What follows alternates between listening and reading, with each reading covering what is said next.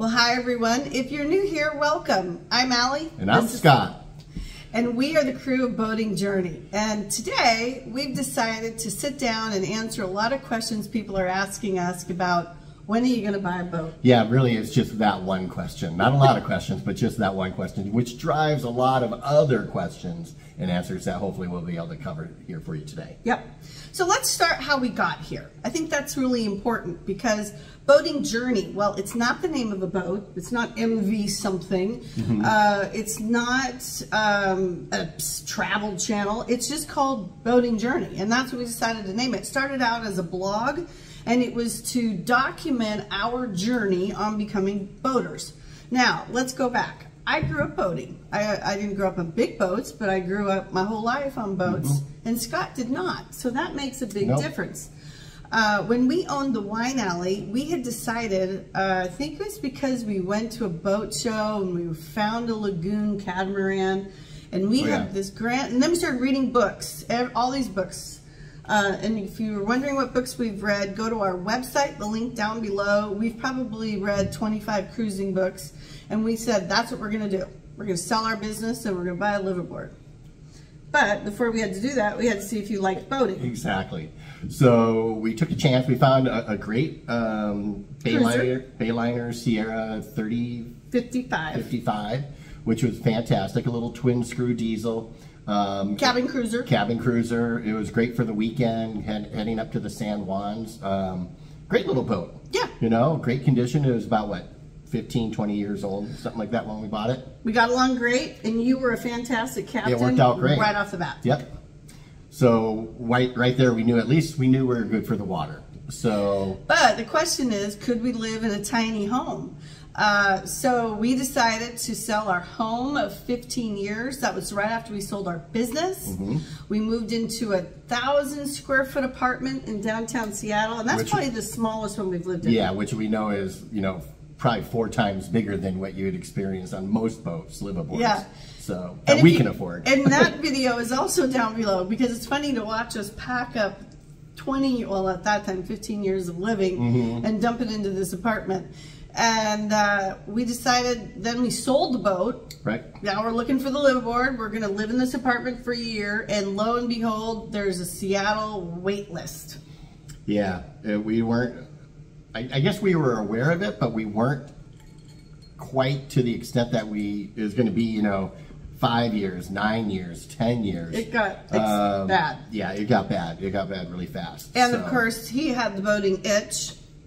And so in February, I think it was 2017, February 2019. You find this Bayliner 4087 motor yacht, and that's the one, but not to live aboard. And what'd we do? We went and bought it. Yeah, it was great. it was again, another great boat to cruise the Pacific Northwest, heading up to the San Juans, all around Puget Sound. It was a fun boat. It just definitely was not a liveaboard. It was set up a little weird. I could have lived aboard. No, it was set up weird. But a happy wife, happy life. No, it didn't. It just had like a couch. Well, look at the tour. We'll link you down below. So why did we sell that boat? Well, we came clean here about 9 months ago when we moved to Fort Lauderdale, and it was because we were supposed to have moved to St. Thomas. And that did not happen. And that did not happen because of COVID. So now we have the itch, though, to come south. How can we get here? Where do we go? You've got, what, Florida, South Carolina, you've got Georgia. Where can we go? I just kept at it, really, because I'm in the marine industry. And finally took a job down here about a year ago. Can you believe I've been here a year? I know, hard to believe. It's crazy. And in the marine industry. And that brings us to our next topic of why haven't you bought a boat yet? Where do we begin? Where do we begin?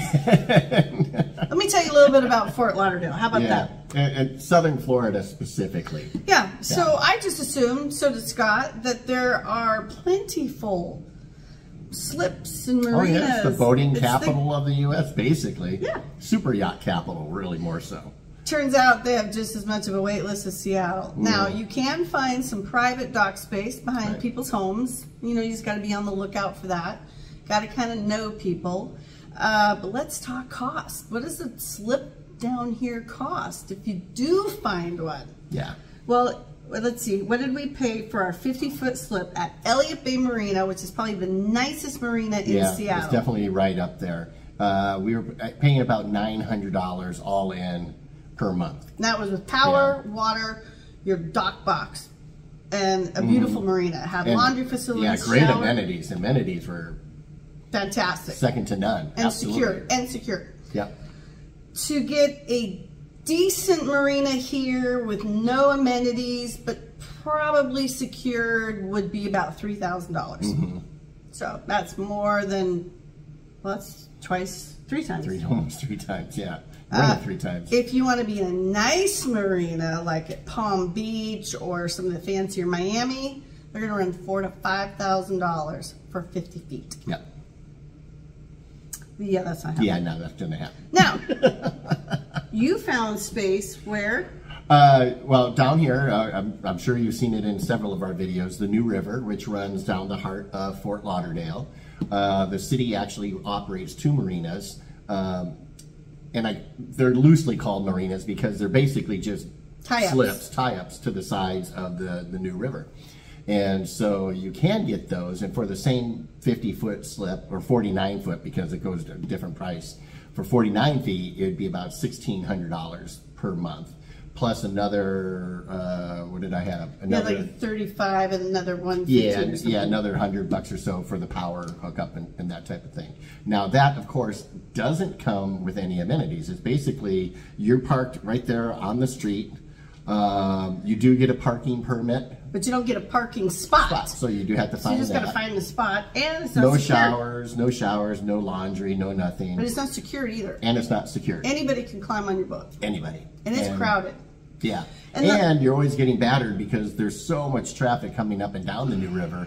The boats are constantly just, the wake, although it's a no wake zone. Yeah, there's some big ones though. We have some big ones that we come have through. the Jungle Queen. We have the Cardi B. Well, you have the private boats that are 150, 180 Yeah. feet coming through too. So even though they're going slow, just by their size, There are they kick up people a though wake. that live on their boats, so that is an option. Yeah. So let's say, okay, we found a slip. Okay. Well, now we have to find a boat, and that consists of a series of things. One is how are you going to pay for it, and how are you going to insure it. Right. So, again, we're in South Florida. Rules are different down here than they are in Seattle. Which we didn't really take into account. I didn't know ahead this. of time. And I'm learning as I go along. Yeah. Again, I'm not a broker, I'm in marketing. But basically, the insurance companies have some set rules for Florida. Definitely, if you have a 70 and longer, you have to have a full-time crew, especially a full-time captain. 50 feet and above, the finance company and the insurance company can call the shots. So that's up to them based on your experience, what kind of boat is it, how old is it, where do you moor it? Right, but it's still, there is that captain requirement, but the owner can be the captain if they have a license. Correct. So that is doable. And then the insurance is, we're in hurricane zone. That's why so many people take their boat up north or they take it down south.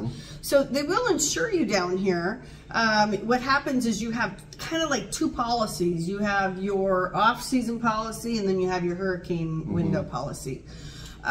Just regular insurance. We had Global Marine in Seattle, which is a marine insurance company. We recommend that. Don't go to like your car insurance company. They'll cover you for EPA stuff. And what did we pay? About $3,000 a year? I think it's about $3,000 a year. Okay. So down here it varies. But a new guy who just bought $1 million, or a client of ours who just bought $1 million boat, he's paying about $5,000 to $6,000 a year. So now your mortgage is 3 times the price. Your insurance is at least 2 times the price. Oh, at least, yeah. And finance companies, now they're going through a whole nother weird thing too, because of the interest rates, because of hurricane again. They will, in Seattle, we really didn't have an issue financing something that was like 20 years old. They don't like to do that down here. No. So. And you don't really see that many old boats down here. You don't, and that's why. You don't. Everything is probably 10 years and younger. Yeah. For the most part. So let's say we find a slip, we get it insured, or we can get insurance, we've got finance. Now we're going to find a boat, okay? So let's say we find the boat. Mm-hmm. Again, it's totally different than Seattle, because what are the chances that that boat has been in a hurricane? Very good. Yeah. So your survey, your haul out, and your mechanical is way more in depth down here than it is in Seattle. Mm-hmm. And there's still no guarantee that it hasn't been, that they'll find it.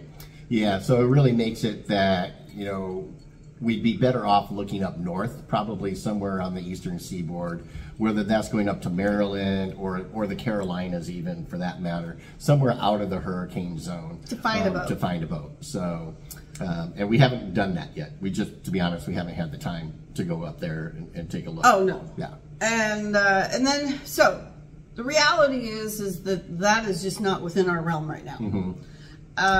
It's expensive to live here as well. We paid quite a bit more than we did in Seattle. Didn't know that either, but that's okay. We're in the sun. But the last thing we've talked about is doing what? Getting a project boat.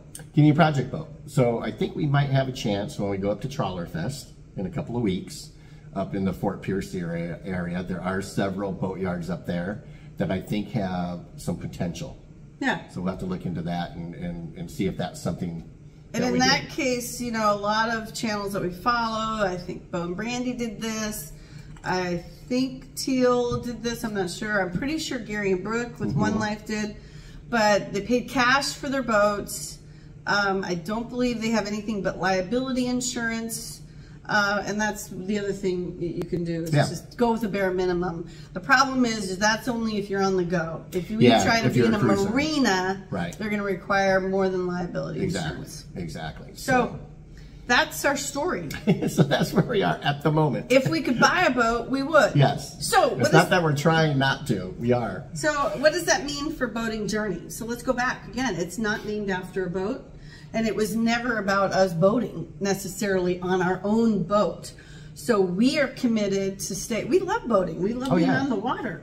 Yeah. So we have far more options up here, down here, than we did up there. Yes. So we could join Freedom Boat Club and boat all year round. We could rent one of those little 2 things. We can. I think we're going to do that. I think we could go. We go Caribbean. We can charter a boat for a weekend. We can take the water taxi anytime we want. We can get to know people and go boating with them. Yeah. I mean, there's the boating options are pretty endless down here. So we hope to bring those to you in the future here. For sure.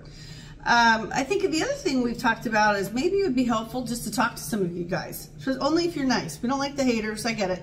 You don't like our channel? Fine, turn it off. Go somewhere else. We can care less. Don't watch it. Don't watch it, man. Please. Don't leave your comments down below. But if you don't have anything nice to say, don't say anything at all. But we are thinking about doing a live version because maybe you guys have some helpful suggestions. Maybe you have some advice for us. Maybe we could learn from you. So if you want us to do that, leave your comments down below and we'll schedule maybe a live session. Yeah, coming up here. We're excited after to be here. The Miami Boat Show, after the Palm Beach Boat Show, after Trawler Fest. It's just one thing after another. We have a lot of boat shows, and that's a busy week for me. I leave tomorrow for the Miami show, and I'm there Sunday to Sunday.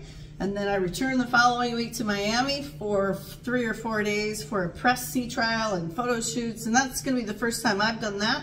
So that'll be cool. I'll be on the water all day for 3 days, sunrise to sunset. And then, yeah, we have the Palm Beach show. No, then we have Trawler Fest. And then we have the Palm Beach show. Oh, okay. Yeah. So we got a lot of stuff coming up. So tune in. And more tours. Yep, more tours. Hope to grab some here at Miami here in the next week. And we'll bring those to you. And if there are any particular types of boats you want to see toured, leave your comments down below and we'll see if we can't do that for you. So perfect. Well, hopefully that answered everyone's questions. We appreciate you still following us because we are going to try to have some fun, cool things and really bring them to you. So thank you, everyone. We'll see you next time. Take care.